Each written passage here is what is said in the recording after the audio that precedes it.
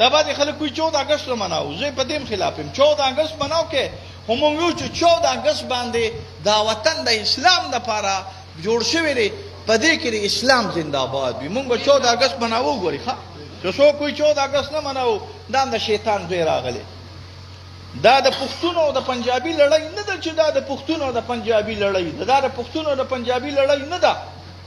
دا د شیطان او د رحمان د قوتونو لړۍ ده تا پښتون او پنجابي په خپل منځ کې چي زما پنجابي نوم بدی شي خو زما په عصبیت باندې نه بدی کیږي چې هغه پنجابي دی او زه پښتون زما سره په دې بدی شي چې موږ او داس نه کې د ظالم ځامن روجي نه نشي د ظالم ځامن مخونه اسقاس قانی ولي وی ګيري نشته مودس نشته چاردامونه نشته سی خیر خیراتونه سره په زیارتونو شته مولایانو لور کې په ما باندې نوم داغه بدلږي خو په عصبیت باندې نه په نسل پرسته باندې نه غواړي صرف د الله د دین دا د پښتون او پنجابي جګړه نه را دا شیطان او د رحمان د لخرو جګړه راغلي ده الله تعالی دې د خیر او برکت درکې او د شرونو پتونو نام الله تعالی سره د امان کې اوسات یا الله رحم وکي حکومت خو ختم شو مارته وي د غلام قصه را شکر دې چې ختم شو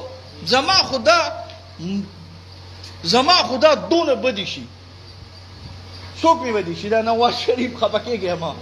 دا عمرانی من بدی شي دا څه د سړي زوی خونه دی راغلی خدا بل من بدی شي دا نواز شریف زما د عمران خان هم ډیر بدی شي ته بداوي یا منی یا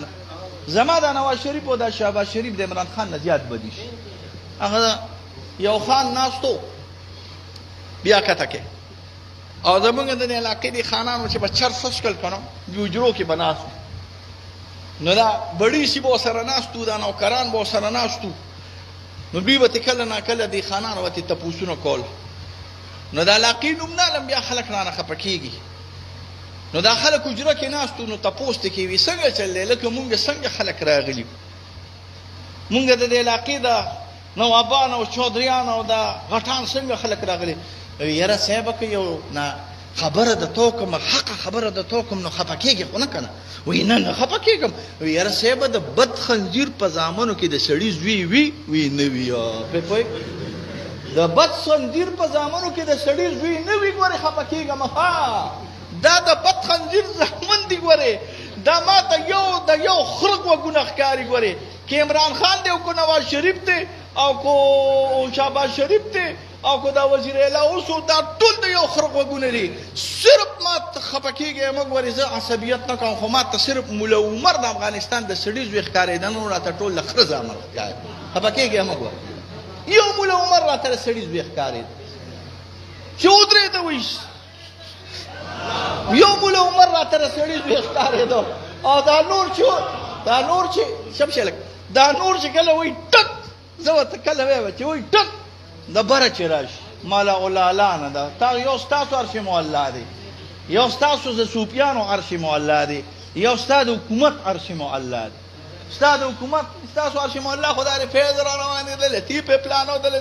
ستا د حکومت عرش مولا واشنگټن او پینټاګان راغلی دی چې ستا د واشنگټن او پینټاګان نه وایي ټک نو وایي ټک او چې وایي نټ یا تش دله نټ زما پیسه خدای دی وي ملک داسې غر کې چې اتل زله غر کې ما ته یو د مسلمان او د سړي زوی دا یوازې مولا عمر ښکارېده او دا مولا عمر د الله په پاکستان کې پاکستاني مولا عمر الله تعالی